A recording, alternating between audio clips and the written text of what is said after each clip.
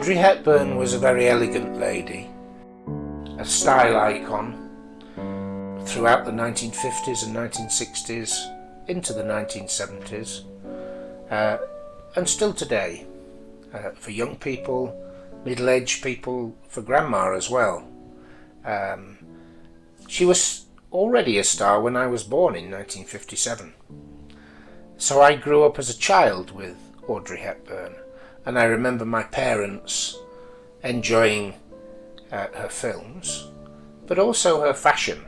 She became famous for elegant dresses, but also the girl next door look, jeans, turtleneck jumper, polo neck, Breton top, casual yet elegant. This is the first magazine that she appeared on, 1948, so very soon after the war.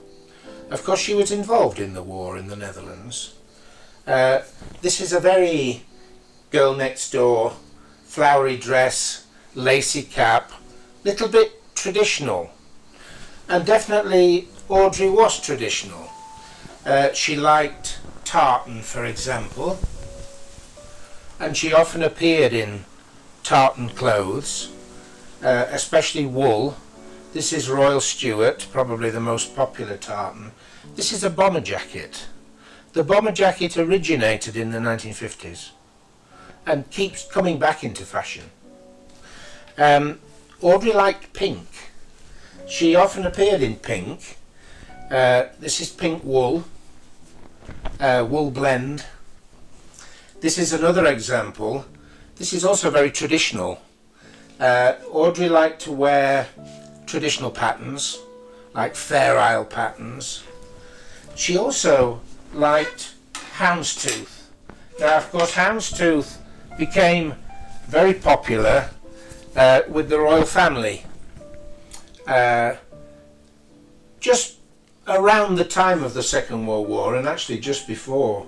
Houndstooth is a Scottish pattern from the Tweed Valley. It keeps coming back into fashion. Very famous, for example, are more modern collections like Alexander McQueen. But this is classic. It's a 1950s style.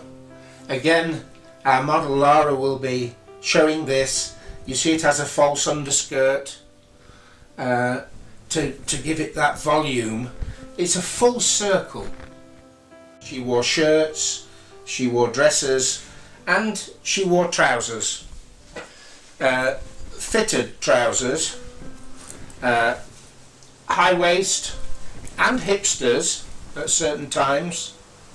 Here she is wearing plaid on an early magazine, 1954, and here she's got that slightly vamp look, quite sexy, short hair, androgynous hair, elf-like face, quite heavily made up, and a come hither look. This didn't last.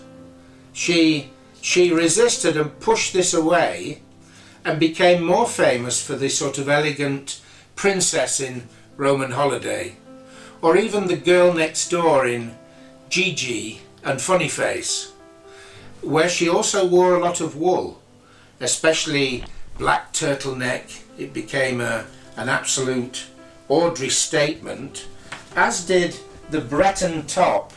Of course, the Breton top is a French design, and it's almost as French as berets and strings of onions round the neck on a bicycle. She was very big in France. She started wearing this, first of all, when they were promoting her early films for the French market. She appeared in more French magazines than any others. For example, Paris Match, Jour de France. So the French loved her. Also, she spoke French because she was partly Dutch, partly Belgian, partly British. A very international, very European lady. She also went through this girl next door phase. with the parted hair, simple woolen jumpers.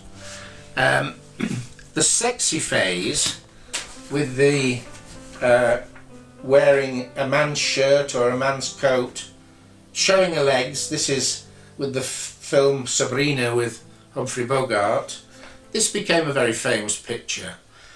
More famous than this actual magazine, this is a German magazine, Film Review, is the Life magazine in the US, and a whole series of photographs with Audrey just wearing a man's shirt and a sort of girl next door, ordinary girl. She also wore traditional clothes, clothes which were sustainable, although in those days of the 1950s the term had hardly been coined. She wore wool. We in Grampus Heritage and our partners all over Europe very much support wool, support shepherding and the raising of sheep in the landscape properly managed. This is a cultural thing in Europe for 8,000 years.